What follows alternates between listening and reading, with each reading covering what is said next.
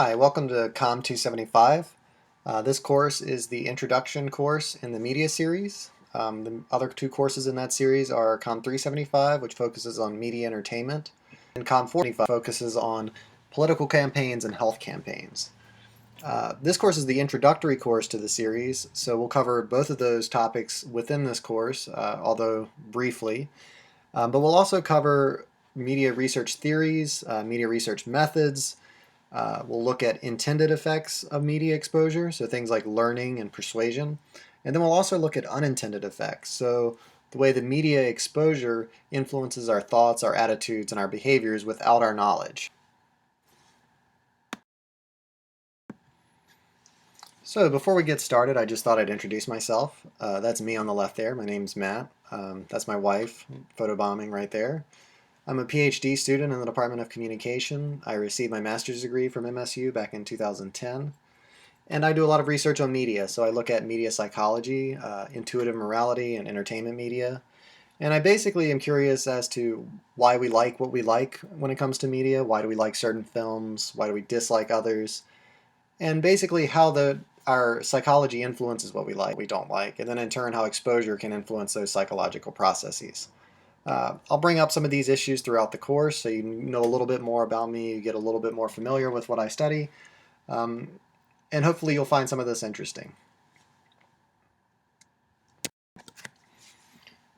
So the general approach of this course is deeply rooted in the social scientific tradition.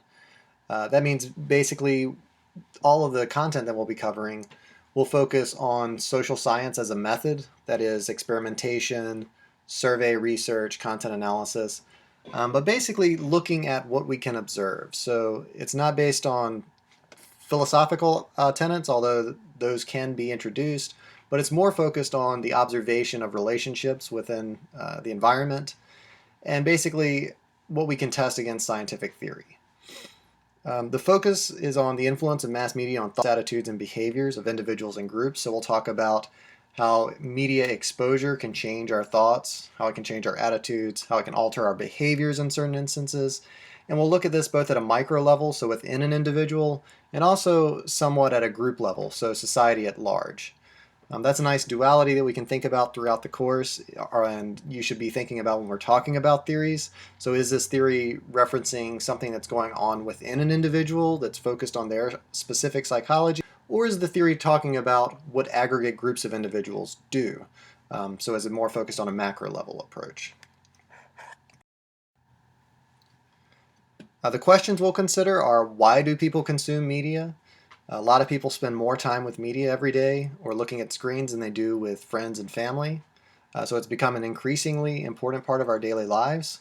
And in addition to that, we'll look at how do media affect us in our daily lives. So media can change the way we think, can change our impressions of other people, of other places, of things. And like I said, it's becoming an increasingly important part of our daily lives. With the addition of smartphones, we basically have screens and media with us constantly. So how does that change fundamentally what it means to be human? That's one question we'll ask. And then we'll also look at how do media shape the way we learn about the world. So media is a huge influence on what you know and what you don't know of the world. If you think about certain things, you have lots of experience through the media with them, but you have very little real life exposure to them. And how can that change the way you view the world? So we'll talk about that as well. So now I'm going to talk about the syllabus a little bit. I'll talk about course objectives, course requirements, the exams that'll take place during the course, and also some response papers that you'll be completing throughout the course. So if you want to open up the syllabus, now you should pause the slideshow and just kind of look through it as we're talking about this. So course objectives. By the end of this course, you should be able to understand a variety of effects associated with exposure to the mass media. You'll be expected to comprehend the way in which mass media is studied. And then you'll also be expected to recognize some of the unanswered questions in the field and offer possible answers to those questions. So we'll talk about a bunch of different theories throughout the course, a bunch of different research perspectives, paradigms, etc. These different approaches, you should think about them as complementing each other, not being necessarily exclusive. So it's not like one is right and the other is wrong. They're just different ways to think about this process of exposure to media and the way it affects us. You'll also be expected to understand how we study mass media, so the different tools we have to study mass media. Those tools depend on which questions we want to answer. So if you want to know, for example, how much violence there is in the media, that's going to be a very different tool set you're going to need to answer that question than if you wanted to answer a question such as, how does the violence that's in the media affect children? Those are two different types of questions. There are different methods for answering those questions, and not all methods are created equal, so some are going to be better suited for answering different questions. So we'll be talking about those. And then finally, you'll be able to, because we're talking about theories, because we're talking about different methods, you should be able to recognize some of the unanswered questions in the field. So where do the theories end off and not know in terms of, in addition to what we do know. The book you'll need for this course is Fundamentals of Media Effects by Jennings Bryant and Susan Thompson. I would recommend ordering this from Amazon. You can get it fairly cheaply there. They should also have it at bookstores in town if you're still in East Lansing for the summer. Otherwise, definitely order this as soon as possible. I'll try to post the first couple of chapters from the book so you can start reading ahead if you don't have it already. There'll also be some additional readings posted on Angel throughout the semester. These could come in the way of Wikipedia pages that I think you'll need to read to understand some background on a topic, or they could be just sections of papers that I've selected. So you'll see those when they come up, and I'll send out emails when they get posted.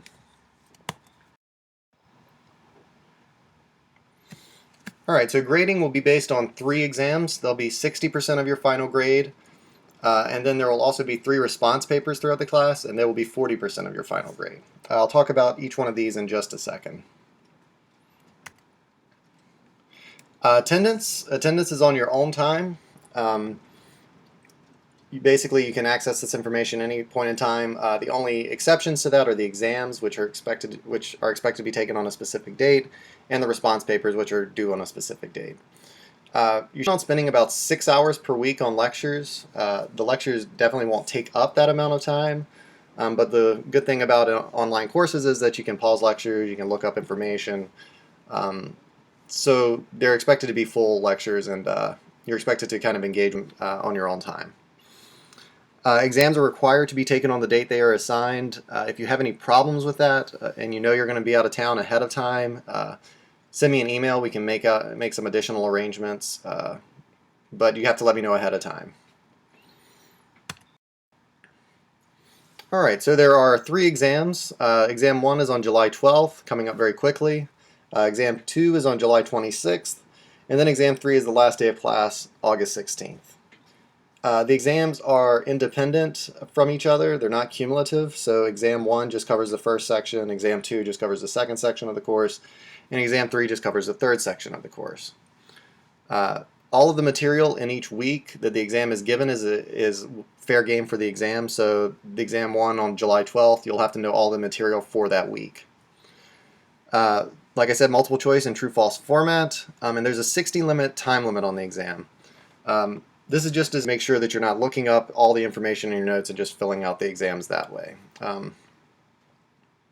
So if you have any problems with the 60-minute time limit, if you have a learning disability or something that requires you, that necessitates basically extra time for you, let me know. If you have a form at RCPD, we can make arrangements for that as well. The response papers, there are 3 response papers. These are basically due the weeks before the exams. So response paper 1 is due at the end of this week, July 6th. Response paper 2 is due July 20th, and response paper 3 is due August 10th. These response papers will present you with a question basically regarding the information we cover during the week. And you'll be expected to write 2 pages basically covering that question, providing insight into it, kind of grappling with it. The minimum length for these assignments is 1.75 pages, and the maximum length is 2.25 pages. So that 2-page limit is fairly hard. If you are under 1.75 pages or you're over 2.25 pages, you'll lose a couple of points on the paper. And the reason there's such a hard limit on this is because I want to get you guys to focus and be concise with what you're discussing, and really get to the point and not cover lots of other topics that aren't really relevant to the question itself. Those 2 pages are double spaced, 12-point font, so just kind of assignment parameters. The grading scale is a 4-point scale. 90 to 100 is a 4-point, and then there's 5-point increments for each half GPA grade point after that. So a 3.5 is 85 to 90, a 3.0 is 80 to 84, 2.5 75 to 79, and so on.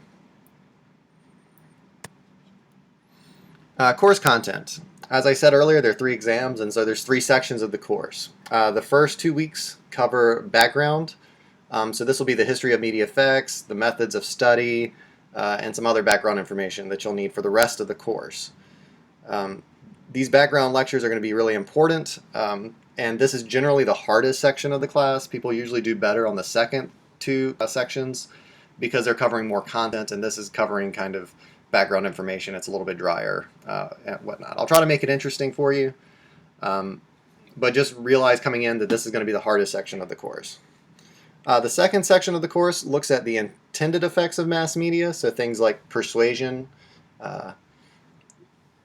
attitude change, learning, all of those topics. The last section covers unintended effects, so maybe ways that the mass media influences us without our knowledge. So we'll talk about violence effects here. There's a lot of research that's been done on violence. There's a lot of research that's been done on sex in the media. So we'll talk about unintended effects, how maybe our opinions, our views, our knowledge kind of is shifted even without our knowledge. So that brings us to the end of the first lecture. Feel free to reference this at any point in time. Also, be sure to read your syllabus completely, look ahead, look at your dates, make sure that you'll be able to complete all the assignments on time. If I don't hear from you before an assignment is due, you probably need a really good reason to let me know why you didn't let me know time, considering this is an online class. Other than that, go ahead and pull up the next lecture whenever you're ready. This will cover the history of communication methods throughout time. So going back prehistory to when modern humans first came on the evolutionary scene and going all the way up to present day.